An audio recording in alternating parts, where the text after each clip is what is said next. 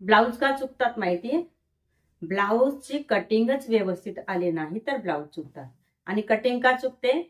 जर आपलं मेजरमेंटच परफेक्ट नसेल त्यामुळे आपल्या ब्लाऊजची कटिंग चुकते. तर आजचा जो व्हिडिओ आहे आपला हा खास मेजरमेंटचा असणार आहे.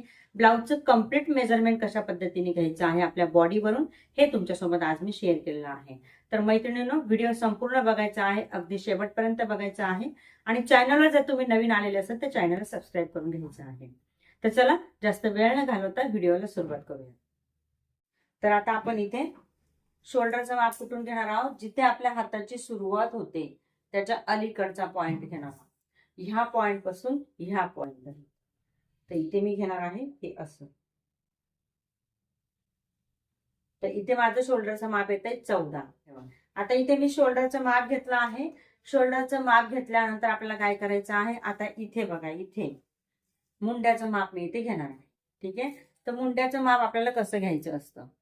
पूर्ण राऊंड मध्ये, हा जो काही पूर्ण राऊंड आहे आपला मुंड्याचा, हे मी इथे पूर्ण माप घेणार आहे मुंड्याचं. तर जे काही नंबर्स आहेत आपले ते असे ठेवायचे आहेत. इथून हे इथून असं करायचं आहे. हे बघा, इथे आपलं साधारण एक बोट जाईल एवढं अंतर ठेवा. आता इथे बघा, हा जो काही राऊंड आहे ना, हा मी टाईट घेणार आहे. एकदम टाईट नाही घ्यायचा आहे. साधारण एक बोट जाईल एवढं अंतर आपण इथे ठेवणार आहोत. तर इथे माझं मेजरमेंट येतं इथे 16 इंच. 16. Okay, 16 inch. हा तर मी मोजला आहे उजव्या बाजूचा. आता मी मोजणार आहे डाव्या बाजूला. तर इथे पण माझं मेजरमेंट येतंय 16 इंच. सेम तसाच घ्यायचं बघा, मी सेम तसाच घेतला आहे. ठीक आहे. राऊंड, मुंढ्याचा राऊंड, कधी पण मुंढ्याचा राऊंड हा मोजायचा आहे, नाही तर इथे रिंकल्स जे येतात ना ते त्याचमुळे येतात. आता पुढे जायचं आहे आपल्याला. हे दोन मेजरमेंट आपले इथे झालेले आहेत. आता आपण पुढे काय करणार आहोत? 4 मेजरमेंट सोबत घेणार आहोत. एक आपली उंची असणार आहे, अपेक्स पॉइंट, अंडर बस्ट आणि पुढचा गळा. ठीक आहे. अपेक्स पॉइंट आणि अंडर बस्टचं जे काही माप आहे ना ते घेणं फार आवश्यक आहे. ते काय घेतात माहितीये? अंडर बस्टचं माप. अंडर बस्ट म्हणजे लोअर बस्ट पण म्हटलं जातं. हे बघा इथेपर्यंत, इथे असतं ते. बघा कधी कधी काय होतं ना, बेल्ट ब्लाऊज आपण घेतो, कटोरीचं ब्लाऊज. काही काहींचं जे काही बेल्ट आहे ना तो अगदी कटोरीवरती आलेला असतो, आपल्या चेस्टवरती. ते एकदम खराब दिसतं. ठीक आहे. कटोरीच्या जागेवरती कटोरी असली पाहिजे, बेल्टच्या जागेवरती बेल्ट इथे. तर आता इथे आपण शोल्डरच्या बिलकुल मिड पॉइंटला मी इथे टेप ठेवणार आहे असा. शोल्डरच्या बिलकुल मिड पॉइंटला असा मी टेप ठेवलेला आहे. ठीक आहे. आणि इथे माझं मेजरमेंट किती येत आहे? 9.5 इंच. 9.5 इंच. ठीक आहे. 9.5. हे काय मोजत आहे मी? Apex point. याला अपेक्स पॉइंट म्हटलं जातं. अपेक्स पॉइंट कोणता असतो आपला? Nipple point. जो काय आपला चेस्टचा सेंटर असतो त्याला निप्पल पॉइंट जो असतो ना त्याला अपेक्स पॉइंट म्हटलं जातं. आता इथून मी पकडला आहे बघा हा टेप असा, आणि इथे घेतलेला आहे 9.5. हा टेप मी इथे राऊंड मध्ये घेणार आहे असा. असा राऊंड करणार आहे बघा, जिथे माझी चेस्ट संपते तिथला भाग मी मोजत आहे इथे. हा येतोय माझा अंडर बस्ट. हे माप येतंय 12.5. हे बघा, हा राऊंड पूर्ण. आता इथे मला एक गोष्ट सांगायची आहे. माझी जी काही साईज आहे ना, कप साईज, ही अगदी कमी आहे, हेवी नाहीये, कमी साईज आहे. तर त्याच्यामुळे मी इथे काय करणार आहे, माझी उंची घेणार आहे 1.5 इंच.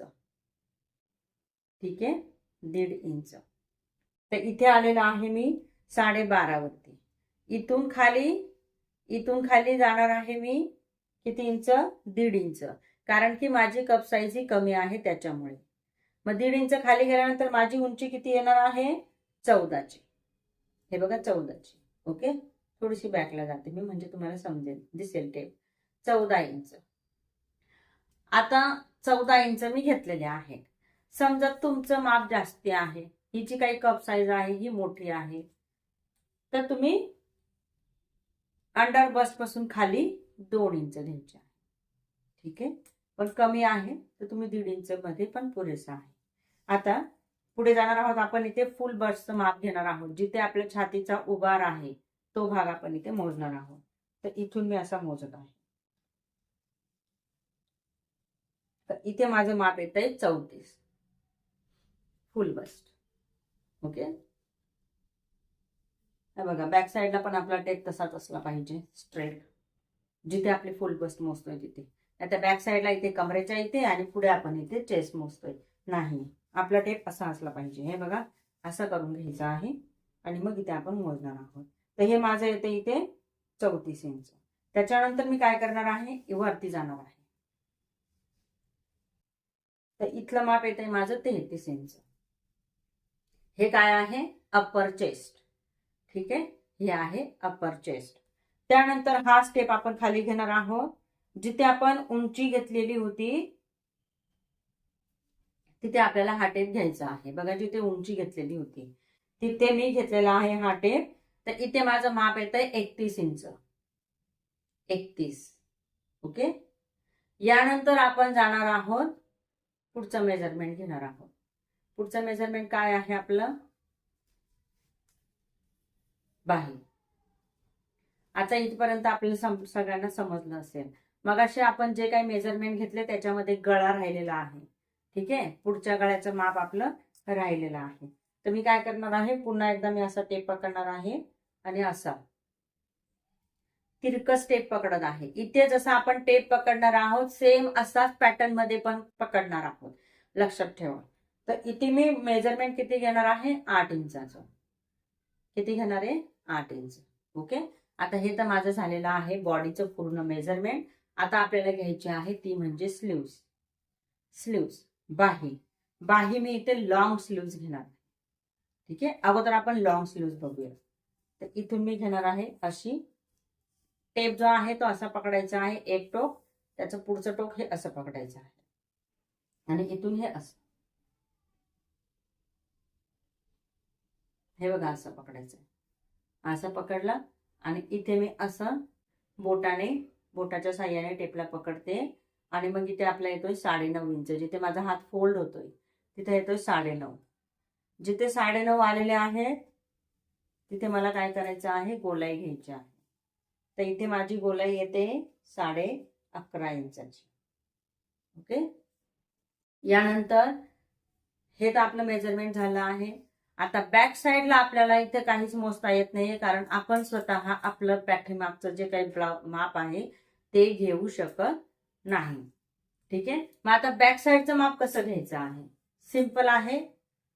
जी उंची आपण इथे घेतलेली आहे पुढच्या बाजूला, जी काही उंची घेतलेली आहे तीच उंची आपण पाठीमागे घेणार आहोत आणि नंतर तिच्यामध्ये चेंजेस करणार आहोत.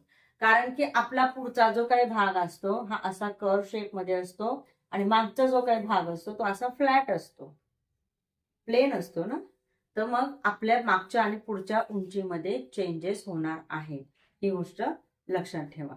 मग तर बघा, अशा पद्धतीने आपल्याला मेजरमेंट जे आहे बॉडीवरून ते घ्यायचे असतात आणि ह्यानुसारच आपण पेपर पॅटर्न जे आहे ते कटिंग करणार आहोत. अगोदर याचं सूत्र तयार करणार आहोत आणि मग त्याच्यानंतर पेपर पॅटर्न कटिंग करून ब्लाऊज जे आहे त्याचं कटिंग स्टिचिंग करणार आहोत. तर तुम्हाला सुद्धा या मेजरमेंटनुसार याचं कटिंग आणि स्टिचिंग कसं केलं आहे हे बघायचं आहे का? जर तुम्हाला ते पण बघायचं असेल तर खाली कमेंटमध्ये टाईप करायचं आहे, कमेंट करायची आहे तशी त्या पद्धतीची, आणि मग तुम्हाला त्याचं कटिंग स्टिचिंगचा व्हिडिओ आपल्या चॅनलवरती येऊन जाणार आहे. तर मैत्रिणींनो, तुम्हाला आजचा व्हिडिओ कसा वाटला आहे त्याची कमेंट पण करायची आहे. आवडला असेल, युजफुल वाटला असेल तर लाईक करायला विसरायचं नाहीये. जास्तीत जास्त लोकांपर्यंत हा जो व्हिडिओ आहे तो शेअर करायचा आहे आणि अशाच पद्धतीचे नवीन नवीन टाईपचे जे काही व्हिडिओज आपले येत आहेत ते बघण्यासाठी आपल्या चॅनलला सबस्क्राईब नक्की करून घ्यायचं आहे. तर चला मैत्रिणींनो, भेटूयात पुढच्या अशाच एका नवीन आणि युजफुल व्हिडिओमध्ये. तोपर्यंत बाय बाय.